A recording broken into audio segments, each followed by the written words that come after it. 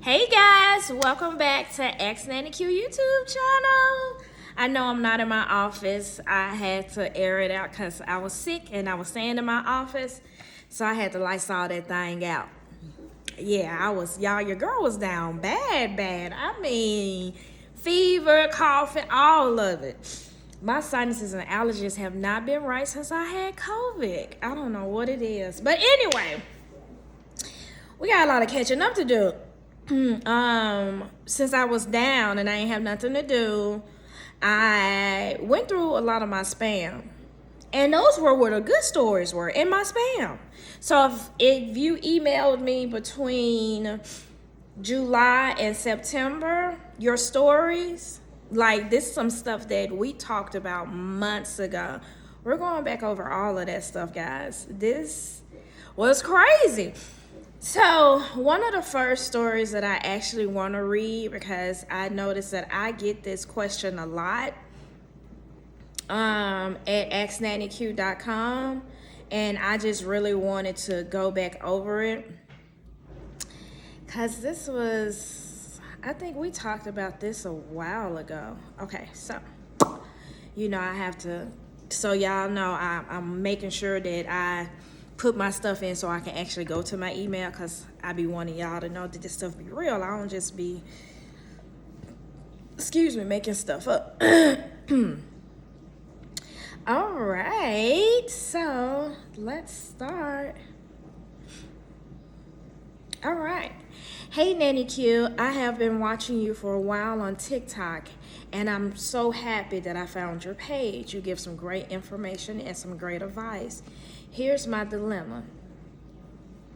My son is 2 years old and he still sleeps in the bed with me. His dad is very upset that he's still in the bed with us because we're not able to do the oochie coochie. And she put the oochie coochie.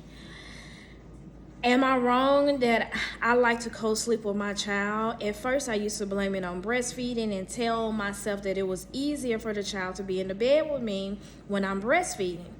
Now that my baby is 2 years old, I don't have an excuse anymore. My baby doesn't breastfeed as much. Every so often, if he's having a bad dream, he might grab my boob, but other than that, he doesn't take the breast at all. My husband says that I'm being lazy and not making himself soothe to sleep in the room by himself. I just don't think that my son should cry himself to sleep when I'm in the next room. True, I don't get a lot of sleep. True, I don't get a chance to get a lot of things done because he's always attached to me. My husband said it's time for him to go to daycare, but I don't think that I'm ready for any of this. I really just want my child to be in the bed with me and my husband to stay in the guest room. Am I wrong? We do have sex occasionally, once a month, if we have a babysitter, but I just don't feel that it's right to have sex and our child is at home. Am I wrong, Nanny Q? Can you please give me some insight on this? Sweetheart, y'all know how I feel about them babies in the bed.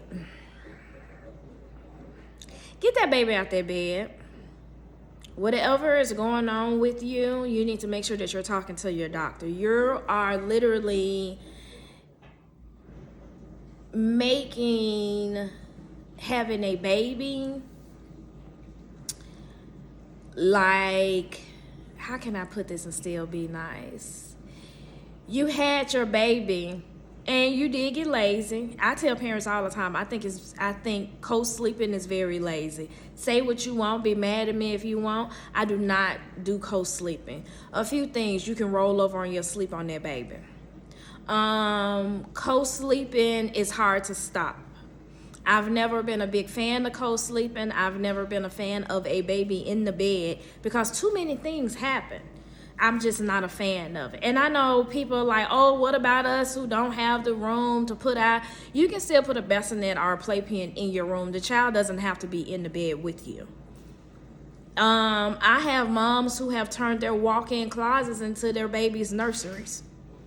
So it's a way. It can be done. The excuses, they don't bother me. And all of the, and it's easier for me. No, it's not. I am all for getting up, going in the child's room, feeding the child at night, putting them back down, and walking out.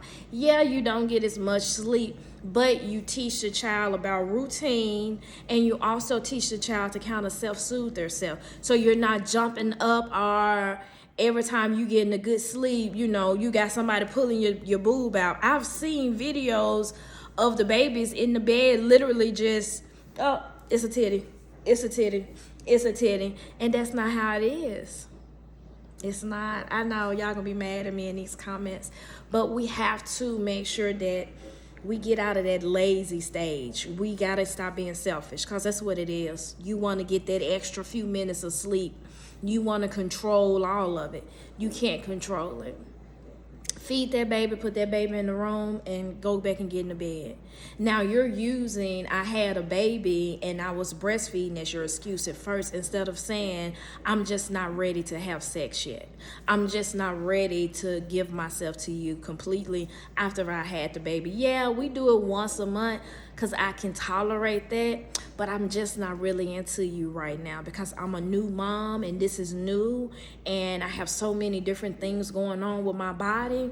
Instead of saying that, you're blaming it on your child. And that's not fair to the baby because it ain't the baby's fault. Sit down and talk to your pediatrician. I mean, not your pediatrician, your OBGYN. Sit down and talk to your OB. Find out what's going on. Normally, any of my moms, my postpartum moms who tell me I'm just not into it or it's just not for me anymore, I make them go see Dr. K. And the reason why is because I want to get those hormones checked to see what's going on, what's happening.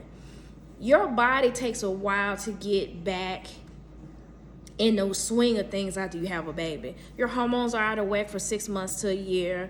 Your body is out of whack, your pH, everything is different because your body just went through something totally dramatic. Childbirth is surgery. Childbirth is life-threatening. So many things can happen. I don't take it lightly at all when people go through childbirth. This is why it's very important to stay in tune with your body. It's very important to make sure that you are paying attention when your body says you're tired. It's important that when your body says, I can't deal with this screaming, why does this baby keep screaming, that you put the baby down and you walk away. It's very important that you have that shower. I am all for self-soothing. And I know a lot of people are like, no child should cry. I don't want to hear my baby cry. I don't want to hear myself cry from a mental breakdown. So you might have to cry 15, 20 minutes so I can take a shower, so I can clear my head. I can walk outside for a second. I can take those deep breaths. But if you are working on an empty cup, you are not doing your child any justice. You might have to come in and say, hey, I need some help. Ask for help. Make sure you're getting it out. Make sure you are allowing people to help you. You can't control every second of it. Get that help that you need so you and your husband can have that intimacy back, so you can release stress that way. But sex is actually very good for breastfeeding. It's good for stress. It's good for migraines. I know I'm telling all our secrets. It's good for all of that. One of the things that I learned, y'all, I used to have very bad cramps. I can't believe I'm telling y'all this. I used to have very bad cramps. And one of the things that I learned was giving actually relieved my cramps because I was so turned on. So I was giving off a different hormone, which was lowering my pain and stuff. I know. So my husband is very happy in that department, but I was doing it for being selfish because I was trying to make sure I wasn't cramping as bad. And it actually worked. It works. So I had learned that. But these are the things that you learn when you kind of get in tune with your body and you kind of find fun ways to release that tension and release different pains that you're having. Like I did a video on TikTok and I was saying that when I'm nauseous or I feel like I'm about to throw up, I had to learn to tell myself, you're not about to throw up. You are okay. What if everything actually does work out, queen? And I take deep breaths, and about 5 minutes of doing that, I don't throw up. I'm not nauseous anymore. But sometimes my stomach gets irritated when I'm nervous or something, smell, anything, and I have to calm myself back down. I had to learn to be in tune with queen. Now, get that baby out that bed. Get that baby out the bed. I have so many videos on here on how to get these babies out the bed. Even on my podcast, I talk about getting the babies out of bed. Don't use your child as an excuse because you don't know how you feel or what's going on with your body. Tell the truth. You should be able to tell the truth to your partner.